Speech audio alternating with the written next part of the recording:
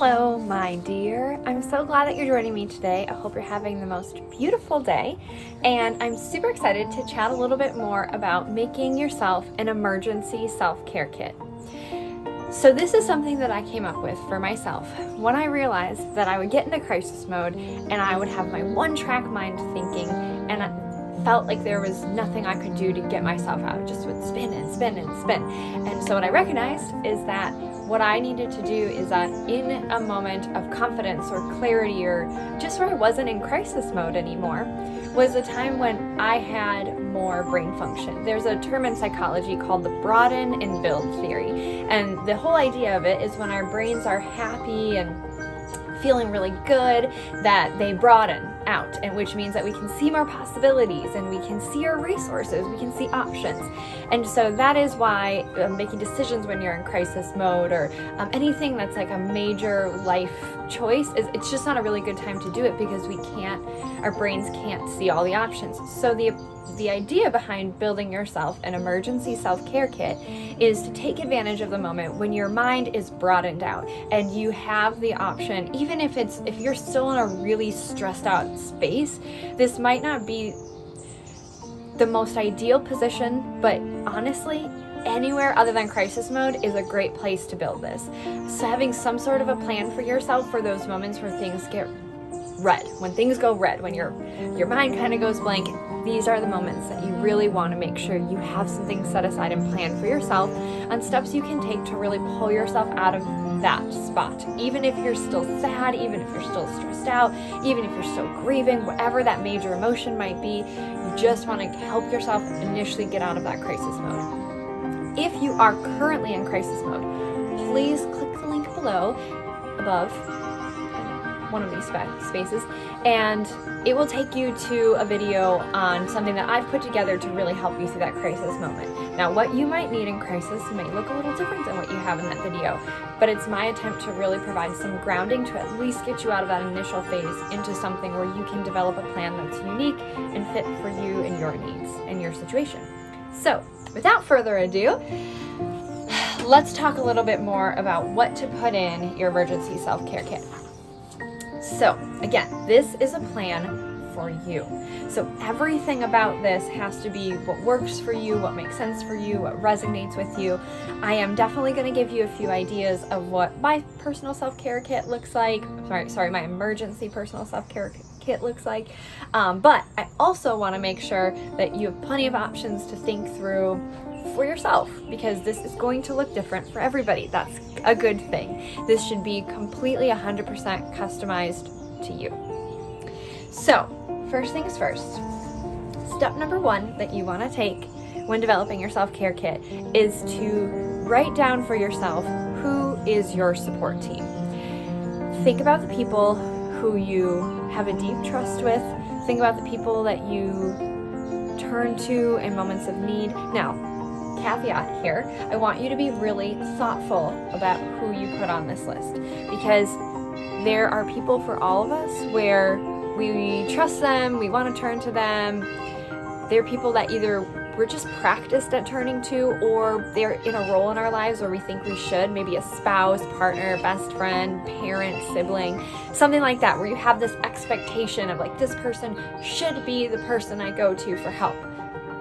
But this is the time where you have to really be honest with yourself.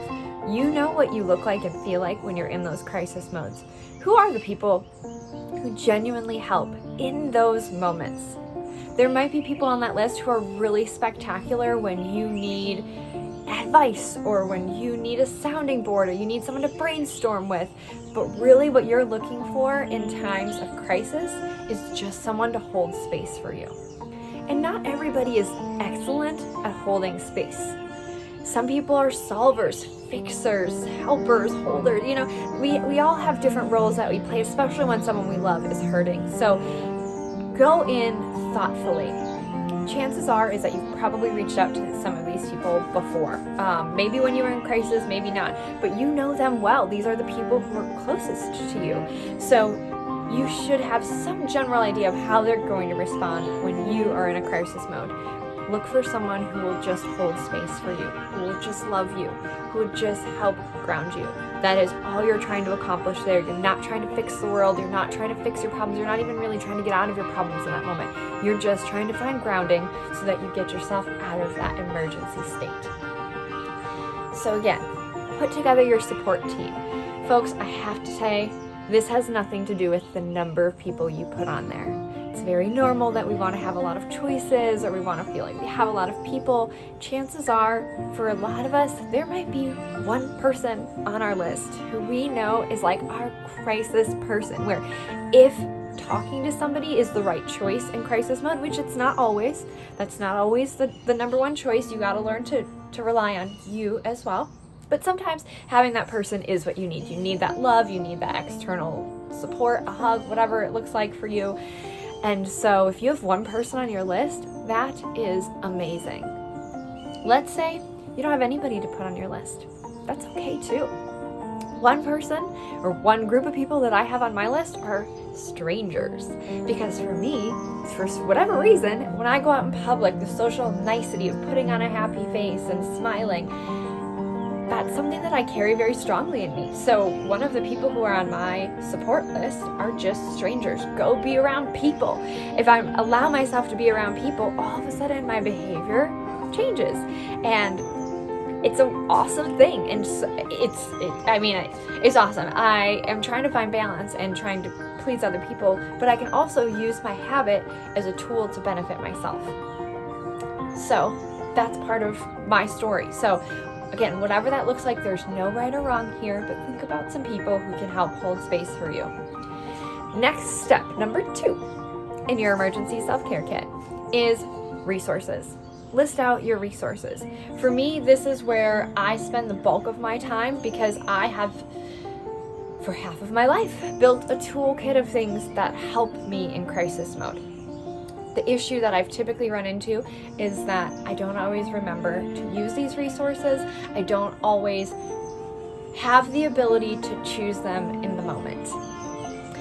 So this is where it's important, in my opinion, to have a lot of options for yourself, even maybe a step-by-step guide of, I want you to not think at all about doing these things. I just want you to do them.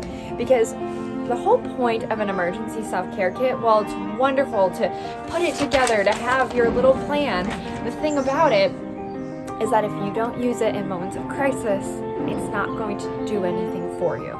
So you have to have things on there that are going to feel doable for you to do when you are in a one-track mind, when you are seeing red, when it's like there is nothing in the world that can stop the hurricane inside of you. It is not always easy to find things that work for us in those moments. So having a lot of options is a great thing. The other thing is that one crisis mode compared to another crisis mode might be really different. And so it's really helpful to have a few things listed out. I have 14 things listed out in order that I think I'd want to try them in. But you know what? Some days for me, I just jump into the middle of it, or I go to the very last one, because it's the thing that I feel like I can do in that moment. And so options are a beautiful thing. So list out your resources, list out all the things that you know. Some thoughts for me. Breathing. Breathing is my number one thing on there, and it is what I go through in the crisis video as the first thing. When our sympathetic nervous system kicks in and puts us in this place of crisis, the first thing that happens is our breathing becomes extremely shallow. We typically are shallow breathers to begin with, and when we lose that breath even more, it causes our brain to go like this. We'll go a little bit crazy in the head. So, one of the best things you can do for yourself right out of the gate is to start breathing. Sometimes, I will feel myself fight it. I'll be like, no, I don't want to breathe. I don't want to breathe. And I have, my husband is one of my support people, and he'll remind me, because that's what I've asked him to help me do. Hey, babe, when I get in this place, all I need you to do is help me remember to breathe. Just remind me to breathe. Be gentle with me. Be kind to me, but remind me to breathe. And so that's kind of a role that he has taken. So he's the one who sees me in crisis mode more times than not. Bless his heart. And he has done an excellent job of just simply reminding me to take breaths, deep breaths. So that's my first thing. Take 5 deep breaths. But besides that, there are some There are a lot of really basic choices that don't feel like choices but can make a big difference. Drinking some water, making sure we're hydrated, eating a really healthy meal. Healthy is the key choice. We might want to turn to pizza or ice cream or something comforting because of what it does in our brains when we're trying to just get to a better place. But what our brains really need in that moment is nutrition, and our bodies need nutrition to really help kind of settle what is going on in our beings. So having a healthy meal can be a really great option. Getting sunlight. If it's during the day and it's a beautiful day, getting outside, just getting fresh air is a wonderful thing, but maybe some sunlight too if that's an option. It's really cloudy by me today where I'm shooting this video, so that wouldn't be really an option today, but there's a lot of days where it is an option, and just getting out and feeling that sun on your skin for a couple minutes can be a really life-changing thing in that moment. Going for a walk, getting your blood flowing just a little bit. Maybe it's just around the block, maybe it's just around your house.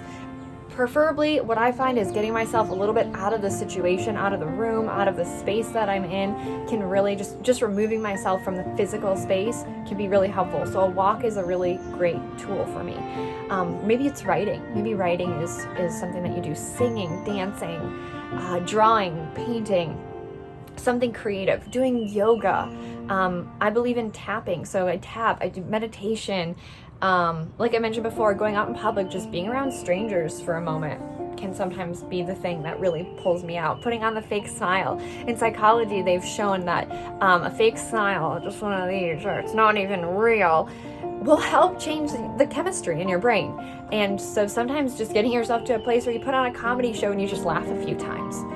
Maybe not even a real laugh, maybe a forced laugh or a forced smile. It's really fake at first. All of a sudden, we start feeling a little bit better. And before we know it, we're not in that space anymore. We're beyond that crisis point. So those are all good options. Swimming, punching a pillow, punching a punching bag, just finding ways to get it out. I believe in having a very well-rounded set of resources here. A lot of different options, some with just myself, some with somebody else, some doing something physical, some doing something internal. So make a list. Make a list of anything and everything that you think might possibly help you in that moment. Make sure it's all together. You have it all in one place so that even when you have your plan and your plan's not working, maybe you put something on your resource list that you didn't actually make a part of your plan. And maybe that's the one thing that in that moment, it's the thing that you need. So consider just putting everything down. Make a brainstorm. Just get everything out that you think would be helpful in that moment. And then the last step, number 3, make a plan. Make a plan. Have a plan for yourself. Have an order that you want to do things. Have kind of a set of default things. What I will say is that in my experience and in my studies, what I have learned is that, again, all of this happens when you put it into real life, when you practice it. It's not watching this video and being like, oh yeah, emergency self-care kit. That seems like a really great idea.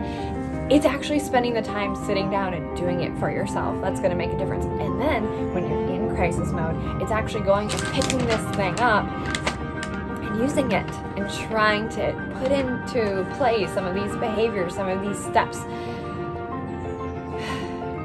It can be extremely hard to do that. It can be extremely hard to do that. I know because, guys, I came up with an emergency self-care kit.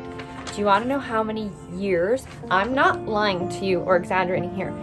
Years. This was something that I taught people to do, and I didn't even have one for myself. Guys, that's crazy. That's crazy. Don't be like Natalie. Make this. Do this. I like colors, so for me it's a lot more fun if I can use color and markers and make it fun and creative. That's just my style. Maybe your style is typing it out, putting it in your phone. Does not matter. There's no right way, there's no wrong way, as long as you're doing it. And as long as the next time when you're in crisis mode, try this. Try using this, pulling it out. Be patient with yourself. Be gentle with yourself. Sometimes what it takes is just pulling it out one time. And that's the step that you took. And you know what, my friends? That's enough. That's more than enough. Maybe your step was that you just made your kit that day. Then the next time you're in crisis, you just looked at it. Woo! That's a win. You did something different. You did something different, even if it didn't do anything for you in that moment. Maybe if all you saw was your little love note to yourself, that I love you self, be gentle, you're doing wonderful, this is hard, keep going, whatever you need to hear. Write yourself a little love note. Maybe you just see your love note to yourself. And I can promise you that even that little bit of difference is going to add up to something bigger. It might not feel like it in the moment. That crisis mode might not seem to end any faster, but I can promise you, you added in a different part to the equation. It's going to get better. You're going to get better. You're going to keep incrementally moving the needle and helping yourself figure out how to be your best self to take care of you during crisis mode, to help get yourself on the other side of it where you can start thinking a little bit more clearly. You can start grounding yourself. You can start moving out of a space of emergency and into a place of, I can think through this, I can make a plan, I can move forward thoughtfully with my heart fully present. I could go on and on about this for a long time, but I think that this is long enough. So, your takeaways for today. Develop an emergency self-care kit. Make it on paper, put it in your phone, whatever you need to do. Think about your support team, people who can hold space for you in times of crisis. List out all of the resources that you have available to you, options that you have, and make yourself a plan. Write yourself a little love note at the end of all that. And guys, you have a beautiful kit that you can start turning to in those moments of crisis. I'm so proud of you for being here. You're doing such an amazing job. Keep going, keep practicing, keep changing how you respond, and it's going to get better. I promise you, it will get better. You're doing amazing. Keep going. Love you all. Have a great day.